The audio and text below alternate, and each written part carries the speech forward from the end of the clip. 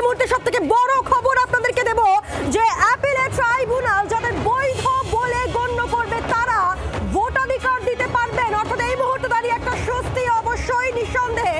Appellate tribunal যাদেরকে বৈধ voter বলে চিহ্নিত করবে তারা ভোটাধিকার প্রয়োগ করতে পারবে। বিশেষ ক্ষমতা প্রয়োগ করে নির্দেশ সুপ্রিম কোর্টের। একটা উদ্বিগ্ন যে পরিস্থিতি ছিল যে যারা অ্যাপিল করছেন ট্রাইব্যুনালে, যাদের ভোট যে 27 লক্ষের বেশি ভোটাররা যাদের নাম ওঠেনি এসআইআর এর চূড়ান্ত তালিকায়, যারা কিন্তু ইতিমধ্যে অ্যাপিল করেছে ট্রাইব্যুনালে, তাদের তাহলে কি হবে? সেই ট্রাইব্যুনাল যাদেরকে বৈধ ভোটার বলে গণ্য করছে তারা কি এবার ভোট দিতে পারবেন? এক্ষেত্রে একটা বড় স্বস্তি তাদের ক্ষেত্রে নিঃসন্দেহে, কারণ সেখানে সুপ্রিম কোর্ট বিশেষ ক্ষমতা প্রয়োগ করে সুপ্রিম কোর্টের নির্দেশ যে অ্যাপিলেট ট্রাইব্যুনাল যাদের বৈধ ভোটার বলে চিহ্নিত করবে তারা ভোটাধিকার দিতে পারবে। এই মুহূর্তের বড় খবর, জি 24 ঘন্টায় প্রথম ব্রেক, স্বস্তির খবর নিঃসন্দেহে। অ্যাপিলেট ট্রাইব্যুনাল যাদের বৈধ ভোটার বলে গণ্য করবে তারা ভোট দিতে পারবে। বিশেষ ক্ষমতা প্রয়োগ করে নির্দেশ সুপ্রিম কোর্টের। কথা বলবো রাজীব চক্রবর্তী আমাদের সঙ্গে রয়েছেন। রাজীব, নিঃসন্দেহে একটা স্বস্তির খবর। দেখো, স্বস্তির খবর অবশ্যই এবং অত্যন্ত বড় খবর এই মুহূর্তে বাংলার জন্য। তার কারণ বাংলায় যখন নির্বাচনী প্রক্রিয়া চলছে এবং যখন ভোট একেবারে দোরগোড়ায় এসে গিয়েছে, তখন সুপ্রিম কোর্ট দেশের শীর্ষ আদালত অত্যন্ত বড় একটি সিদ্ধান্ত নিয়েছে। যে দাবি তৃণমূল কংগ্রেসের তরফ থেকে এবং বিভিন্ন পক্ষ থেকে জানিয়ে আসা হচ্ছিল, অর্থাৎ যে অ্যাপিলেট ট্রাইব্যুনালে যারা আবেদন করেছেন, যাদের নাম বাদ পড়েছিল, তারা কি ভোট দিতে পারবেন? যে তর্ক বিতর্ক চলছিল, অর্থাৎ এবার ভোট দিতে পারবেন না, পরের বারে ভোট দিতে পারবেন, স্থায়ীভাবে ভোটাধিকার থাকবে, কিন্তু এবার ভোট দিতে পারবেন না। সুপ্রিম কোর্টের প্রধান বিচারপতি সূর্যকান্ত, বিচারপতি জয়মাল্য বাগচি তার বেঞ্চ জানিয়ে দিয়েছে আজকে যে নির্দেশ, অর্থাৎ গতকালের শুনানির পর যে নির্দেশ ছিল সেই নির্দেশ আজকে সামনে এসেছে এবং সেই নির্দেশে সুপ্রিম কোর্ট ধরো ফার্স্ট দফার নির্বাচন হচ্ছে 23 তারিখ, তো সেক্ষেত্রে নির্বাচনের যদি 2 দিন আগে কিংবা 3 দিন আগেও যদি ট্রাইব্যুনাল বলে যে না এরা বৈধ ভোটার, তাহলে কি তারা ভোট দিতে পারবে? একেবারে স্পষ্ট করে তোমাকে জানিয়ে দিই, দেখো রাজ্যে 2 দফায় ভোট, 23 তারিখ এবং 27 তারিখ। সুপ্রিম কোর্ট 23 তারিখ এবং 29 তারিখ সুপ্রিম কোর্ট জানিয়ে দিয়েছে 21শে এপ্রিল এবং 27শে এপ্রিল পর্যন্ত ট্রাইব্যুনাল যাদের বৈধ বলে ঘোষণা করবে তাদের সাপ্লিমেন্টারি ভোটার তালিকা ঘোষণা তৈরি করতে হবে এবং তাদের ভোটাধিকার দেওয়ার ব্যবস্থা করতে হবে। সুপ্রিম কোর্ট এক্ষেত্রে সংবিধানের 142 নম্বর ধারা প্রয়োগ করেছে এবং সেটি একেবারেই নজিরবিহীন ঘটনা। যে তালিকায় অর্থাৎ যে তালিকা তৈরি হয়েছে, যে সাপ্লিমেন্টারি লিস্ট এখন পর্যন্ত বেরিয়েছে এবং যারা আবেদন করেছেন ট্রাইব্যুনালে, অর্থাৎ একেবারে যদি তুমি প্রথম থেকে দেখে আসো, লজিক্যাল ডিসক্রিপেন্সিতে বাদ পড়েছেন তারা আবেদন করেছেন এবং প্রায় 34 লক্ষ আবেদন জমা পড়েছে এখনো পর্যন্ত ট্রাইব্যুনালে। সেই ট্রাইব্যুনাল 21শে এপ্রিল অর্থাৎ প্রথম দফার ভোটের 2 দিন আগে এবং 27শে এপ্রিল দ্বিতীয় দফার ভোটের 2 দিন আগে যাদের বৈধ বলে ঘোষণা করবেন, অর্থাৎ ট্রাইব্যুনালে যারা আবেদন করেছেন সেই যাদের বৈধ বলে ঘোষণা করবেন তাদের একটি অতিরিক্ত ভোটার তালিকা প্রকাশ করতে হবে এবং সেই ভোটার তালিকায় যাদের নাম থাকবে তারা ভোট দিতে পারবেন। অত্যন্ত বড় এই মুহূর্তে রাজ্য রাজনীতির জন্য, তার কারণ একদিকে আমরা দেখেছি যে শাসক দল তৃণমূল কংগ্রেস এবং বিরোধী দল বিজেপি তাদের মধ্যে টানাপোড়েন চলেছে এবং মাঝখানে এসে পড়েছে নির্বাচন কমিশন। মূলত নির্বাচন কমিশনকে কাঠগড়ায় তুলেছিল বিরোধী রাজ্যের শাসক দল তৃণমূল কংগ্রেস এবং একাধিক মামলা হয়েছে। মোস্তারি বানু বনাম নির্বাচন কমিশনের এই মামলা, সেই মামলাতেই যে লিখিত নির্দেশ আজকে এসেছে, একেবারেই সেই নির্দেশে সুপ্রিম কোর্টের প্রধান বিচারপতির বেঞ্চ তাদের অতিরিক্ত যে ক্ষমতা সংবিধান প্রদত্ত 142 নম্বর ধারা, সেই ধারা প্রয়োগ করেছে এবং তাতে জানিয়ে দিয়েছে যে অ্যাপিলেট ট্রাইব্যুনালে যারা আবেদন করেছেন তাদের 21 তারিখ পর্যন্ত এবং 27 তারিখ পর্যন্ত যাদের নাম হবে, অর্থাৎ প্রথম দফায় যেখানে ভোট সেখানে 21 তারিখ পর্যন্ত, দ্বিতীয় দফায় যেখানে ভোট সেখানে 27 তারিখ পর্যন্ত যাদের বৈধ বলে ঘোষণা করা হবে তাদের সাপ্লিমেন্টারি ভোটার তালিকা প্রকাশ করতে হবে এবং সেই তালিকা প্রকাশ করার পর তারা ভোটাধিকার পাবেন। এবং এই ভোটাধিকার কিন্তু অত্যন্ত বড় একটি সিদ্ধান্ত এবং তোমাকে খুব স্বাভাবিকভাবেই এক্ষেত্রে বলা যেতেই পারে যে এখানে যদি কল্যাণ বন্দ্যোপাধ্যায় বা কপিল সিবাল বা অভিষেক মনু সিংভি বা শ্যাম দিবান, যারা তাবড় লয়াররা সুপ্রিম কোর্টে সওয়াল করেছেন, তাদের এই একটি দাবি ছিল এবং সেই দাবিতেই মান্যতা দিল কিন্তু দেশের সর্বোচ্চ আদালত। এবং এক্ষেত্রে নির্বাচন কমিশন তারা বলে আসছিল এটা সম্ভব নয়, এক্ষেত্রে নির্বাচন কমিশনের জন্য এটা ধাক্কা বলা যেতে পারে, তবে এটা নির্বাচন কমিশনের জন্য চ্যালেঞ্জও বটে। তার কারণ এত অল্প সময়ের মধ্যে, অর্থাৎ 23 তারিখের ভোটের 21 তারিখে তৈরি করতে হবে আলাদা ভোটার তালিকা এবং সেই তালিকা অনুযায়ী তাদের ভোটাধিকার দিতে হবে। এটা একটা অত্যন্ত বড় ঘটনা, তার কারণ বেশ কয়েক লক্ষ ভোটার কিন্তু তারা ভোটাধিকার পাচ্ছেন। যদিও এর আগে সুপ্রিম কোর্ট পর্যবেক্ষণে জানিয়েছিল তারা ভোটাধিকার তাদের থাকবে কিনা এটা স্পষ্ট নয়, তার কারণ এবার তারা ভোট দিতে না পারলেও তাদের স্থায়ীভাবে পরের বার ভোট দিতে পারবেন। আর এখানেই প্রশ্ন উঠেছিল, আর সেই প্রশ্নের সহজ সরল সমাধান দেশের সর্বোচ্চ আদালত প্রধান বিচারপতি বেঞ্চ কিন্তু আজকে করে দিল, যা রাজ্যের এই মুহূর্তে যখন একেবারে আমরা ভোট গ্রহণের দোরগোড়ায় দাঁড়িয়ে রয়েছি তখন অত্যন্ত বড় ঘটনা এবং একটি বড় আপডেট। নিঃসন্দেহে রাজীব, অর্থাৎ ট্রাইব্যুনাল ভোটের 2 দিন আগে ছাড়পত্র দিলেও ভোটাধিকার দিতে পারবেন ভোটাররা। প্রথম দফার ভোট হচ্ছে 23 এপ্রিল, তার 2 দিন আগে অর্থাৎ 21 তারিখ অব্দিও ট্রাইব্যুনাল যাদেরকে বৈধ ভোটার বলবে তারা কিন্তু প্রথম দফার ভোটের জন্য তারা ভোট দিতে পারবেন। আর যদি সেকেন্ড ফেজের কথা বলি 27 এপ্রিল হচ্ছে সেই সময়সীমা, অর্থাৎ 29 তারিখ হচ্ছে ভোট রয়েছে শেষ দফা এবং দ্বিতীয় দফার তার 2 দিন আগে 27 এপ্রিল অবধি ট্রাইব্যুনাল যাদেরকে বৈধ ভোটার বলবে তারাও সেকেন্ড ফেজে ভোটাধিকার প্রয়োগ করতে পারবেন বিশেষ ক্ষমতা প্রয়োগ করে নির্দেশ সুপ্রিম কোর্টের। আপনারা জানেন যে 60 লক্ষের বেশি যাদের নাম বিবেচনাধীন ছিলেন তাদের মধ্যে 27 লক্ষ যাদের নাম বাদ পড়েছে তাদেরকে ট্রাইব্যুনালে যাওয়ার জন্য আবেদন করতে বলে সুপ্রিম কোর্ট, এবং সেক্ষেত্রে সেই 27 লক্ষ ভোটার যাদের নাম নেই এসআইআর এর চূড়ান্ত তালিকায় বা যারা বিবেচনাধীন থাকার পরও যাদের নাম ওঠেনি তাদের ভবিষ্যৎ কি হবে, তারা কি এবারের নির্বাচনে আদৌ ভোট দিতে পারবেন? এই একটা যে শঙ্কা ছিল, এই একটা যে উদ্বেগ ছিল, সেখান থেকে নিঃসন্দেহে একটা স্বস্তির খবর, কারণ সুপ্রিম কোর্ট বিশেষ ক্ষমতা প্রয়োগ করে নির্দেশ দিল যে ট্রাইব্যুনাল ভোটের 2 দিন আগে যাদেরকে বৈধ ভোটার বলে চিহ্নিত করবে তারাও ভোট দিতে পারবে। আমরা কথা বলবো, আমাদের সঙ্গে টেলিফোনে রয়েছেন তৃণমূলের রাজ্য সহ সভাপতি জয়প্রকাশ মজুমদার। জয়প্রকাশ বাবু, নিঃসন্দেহে একটা স্বস্তির খবর।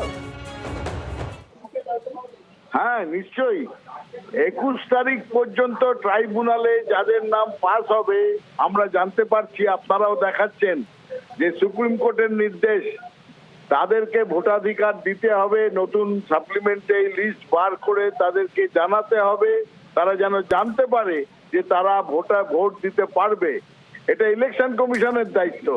এবং আমি বলবো যদি সুপ্রিম কোর্ট এইভাবে ভোটারদের পাশে না দাঁড়াতেন এবং মমতা ব্যানার্জি সুপ্রিম কোর্টে গিয়ে এই আবেদন না করতেন তাহলে ভারতবর্ষ তথা বাংলার অনেক লোকের গণতান্ত্রিক অধিকার ষড়যন্ত্র করে বিজেপি এবং ইলেকশন কমিশন যে কেড়ে নেওয়ার মতলব করেছিল সেটাই চরিতার্থ হতো।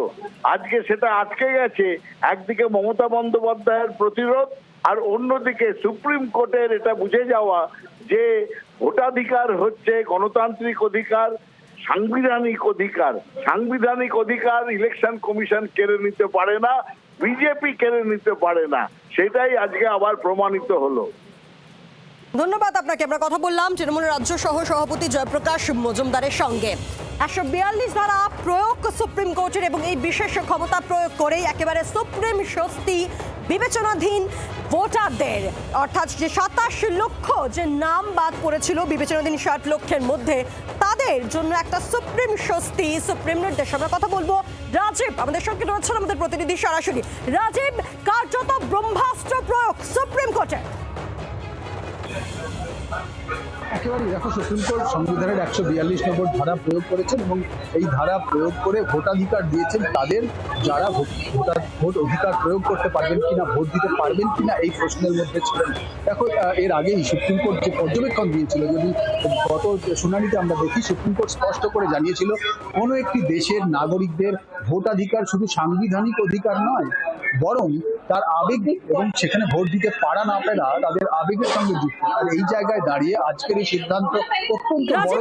একটু বিরত করছি, আমাদের সঙ্গে থাকো। আমরা কথা বলবো বঙ্গ বিজেপির প্রধান মুখপাত্র দেবজিৎ সরকার আমাদের সঙ্গে রয়েছেন। দেবজিৎ বাবু, এই মুহূর্তে স্বস্তির খবর বিবেচনাধীন ভোটারদের জন্য, যারা আপিল করেছেন ট্রাইব্যুনালে তাদের জন্য সুপ্রিম নির্দেশে। এটা তো কোনো অসুবিধে নেই। যদি নির্বাচন কমিশন মনে করেন সুপ্রিম কোর্টের নির্দেশে ট্রাইব্যুনাল চলছে, নির্বাচন কমিশনের যদি কোনো আপত্তি না থাকে তাহলে এটাই তো নিয়ম হওয়া উচিত। এখান নিয়ে আমাদের আলাদা করে গবেষণা করারই বা কি আছে, আর বা কোনো রকেট সায়েন্সেরই বা কি আছে? সমস্ত বৈধ ভোটারদের ভোটদানের অধিকার দিতে হবে। এটা আমাদের ঘোষিত দাবি। নির্বাচন কমিশন যদি এর উল্টো কিছু করেন আমরা অবশ্যই আন্দোলন করব, আমরা বিরোধিতা করব এবং আমরা নির্দিষ্ট ফোরামে আমাদের অভিযোগ জানাবো। কিন্তু তা যদি না হয় সেক্ষেত্রে ভোটারদের ভালো করার জন্য যা করার সবকিছু করতে পারেন, আমরা সেটাকে সমর্থন করব, এটাই আমাদের নীতি। ধন্যবাদ। আমরা কথা বললাম বঙ্গ বিজেপির প্রধান মুখপাত্র দেবজিৎ সরকারের সঙ্গে। আমরা আবারও কথা বলবো, আমাদের সঙ্গে সরাসরি রয়েছেন আমাদের প্রতিনিধি রাজীব চক্রবর্তী। রাজীবের কাছে যাব, তবে তার আগে তৃণমূল সাংসদ কাকলি ঘোষ দস্তিদার, তার রিয়াকশনে শোনাবো।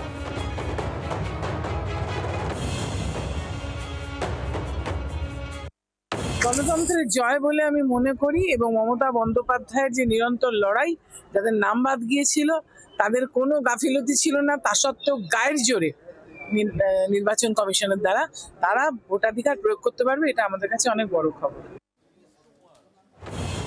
ভোটের বাকি আর 7 দিন, এবং এই 7 দিন বাকি, এবং এর মধ্যে একেবারে সুপ্রিম স্বস্তি। সুপ্রিম কোর্টে বিশেষ ক্ষমতা প্রয়োগ করে নির্দেশ যে ট্রাইব্যুনাল ভোটের 2 দিন আগেও যাদেরকে যোগ্য ভোটার বলে বিবেচনা করবে তারা ভোট দিতে পারবে। আমরা কথা বলবো, রাজীব আমাদের সঙ্গে রয়েছেন, আমাদের প্রতিনিধি সরাসরি নয়াদিল্লি থেকে। রাজীব, সত্যি তো একটা দোলাচলে ছিলেন এই ভোটাররা যে তাদের ভবিষ্যৎ কি হবে। এই ব্রহ্মাস্ত্র প্রয়োগ করে সুপ্রিম স্বস্তি তাদের জন্য।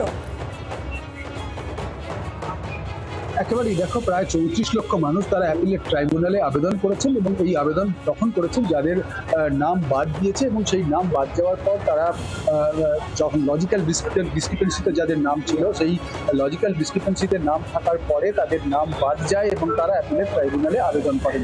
এই ট্রাইব্যুনাল গড়ে দেওয়া সুপ্রিম কোর্টের। সুপ্রিম কোর্ট একেবারে যে বিচার বিভাগীয় আধিকারিকদের নিয়োগ করে এই ট্রাইব্যুনাল গড়ে দিয়েছে, এবং এই ট্রাইব্যুনালে আবেদন করা, তাতে কিভাবে আবেদন হবে এবং কিভাবে সমাধান হবে তার পথ বার্তা দিয়েছে, কমিটি গঠন করে দিয়েছে। কলকাতা হাইকোর্টের প্রধান বিচারপতি রয়েছেন সেই কমিটির শীর্ষে, এবং তারপর বিষয়টি এমন জায়গায় এসে দাঁড়ায় যে ট্রাইব্যুনাল যাদের সিদ্ধান্ত নেবে, অর্থাৎ ট্রাইব্যুনাল সিদ্ধান্ত নেওয়ার পর যদি দেখা যায় যে তারা ভোট দিতে পারছেন না, তখন কি হবে।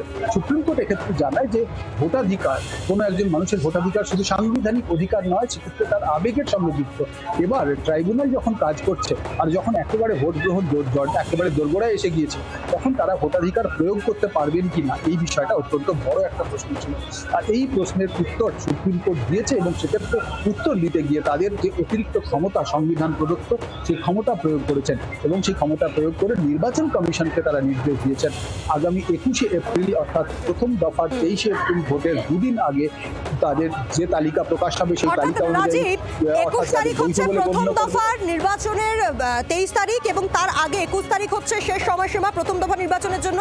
আর সেকেন্ড ফেজ হচ্ছে তোমার 29 তারিখ, সেটার জন্য হচ্ছে 27 তারিখ অবধি। তো যখন যাদেরকে বৈধ বলে ঘোষণা করা হবে সেই সময় একটা সাপ্লিমেন্টারি তালিকা বেরোবে, ঠিক যেমনটা আমরা আগে দেখেছি সাপ্লিমেন্টারি তালিকা, সেই রকম তো পদ্ধতি। একেবারেই সাপ্লিমেন্টারি তালিকা প্রকাশ করতে হবে নির্বাচন কমিশনকে, এবং ভোটাররা জানতে পারবেন। অর্থাৎ এই সাপ্লিমেন্টারি তালিকা কিন্তু পৌঁছে যাবে বুথে বুথে। তার কারণ হতে পারে কোনো একটি জেলার, কোনো একটি গ্রামের, কোনো একটি বুথের কোনো ভোটার তিনি বৈধ বলে গণ্য হলেন, যার নাম ছিল না, যার নাম বাদ গিয়েছিল, তিনি জানতে পারবেন যে তার নাম রয়েছে ঠিক 2 দিন আগে, অতএব তিনি ভোট দিতে পারবেন। একেবারেই সুপ্রিম কোর্ট এই সুন্দর সমাধানটি করেছেন, এবং এর ফলে প্রভাবিত হবেন কিন্তু অনেক লক্ষ, বেশ কয়েক লক্ষ ভোটার। কারণ মোট গত 11 তারিখ পর্যন্ত, আমরা যখন কথা বলছি তখন আজকে 17 তারিখ, 11 তারিখ পর্যন্ত কিন্তু 34 লক্ষ আবেদন জমা করেছে, আর সেই সংখ্যাটা 50 লক্ষ যেতে পারে। এই 50 লক্ষের সমাধান যখন 21 তারিখ পর্যন্ত এবং 27 তারিখ পর্যন্ত হবে, তখন তাদের ভোটাধিকার তারা ফেরত পাবেন, এবং সেই সংখ্যাটা কিন্তু বলা যেতেই পারে এক্ষেত্রে বেশ বড় মাপের সংখ্যা। এবং এই সংখ্যাটা ভোট থেকে বাদ যাচ্ছিল, জানিয়ে চর্চা হচ্ছিল। অনেকেই বলছিলেন ট্রাইব্যুনাল এই সময় গঠন করে কাজ কি, যদি তারা ট্রাইব্যুনালের সিদ্ধান্তটা এবারের ভোটে কাজ না হয়। এবং সুপ্রিম কোর্টেও এই বিষয়টি উঠেছে।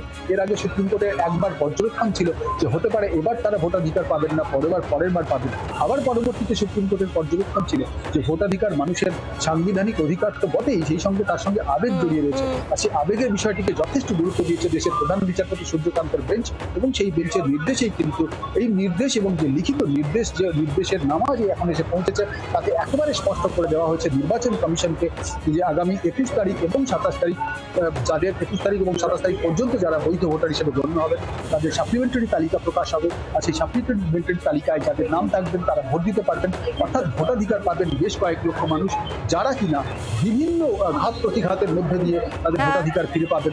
সেই ভোটাধিকার ফিরে পাওয়ার পর এবারেই তারা ভোট দিতে পারবেন। অর্থাৎ দেখা গিয়েছে যদি বৈধ ভোটার একেবারে বিভিন্ন নিঃসন্দেহে একটা জায়গায় স্বস্তির খবর এই মুহূর্তে তারা সঙ্গে থাকো আপাতত। এই মুহূর্তে দাঁড়িয়ে তাহলে যে জিসটা বেরো তা হচ্ছে 23 তারিখ হচ্ছে প্রথম দফা নির্বাচন, তার আগে দুদিন 21শে এপ্রিল অবধি প্রথম দফার ভোটের জন্য যারা যারা এই বিবেচনাধীন তালিকায় রয়েছে 27 লক্ষের মধ্যে, যখন তাদেরকে ট্রাইব্যুনাল মনে করবে তারা গণ্য, তারা কিন্তু ভোটাধিকার দিতে পারবেন। এবং সেকেন্ড ফেজ হচ্ছে 29 তারিখ, তার আগে 27 তারিখ অবধি ট্রাইব্যুনাল যাদের যাদের গণ্য করবেন বৈধ বলে তারাও ভোট দিতে পারবেন। স্বস্তির নির্দেশ সুপ্রিম কোর্টে। আরো খবর নিয়ে ফিরছি, সঙ্গে থাকুন।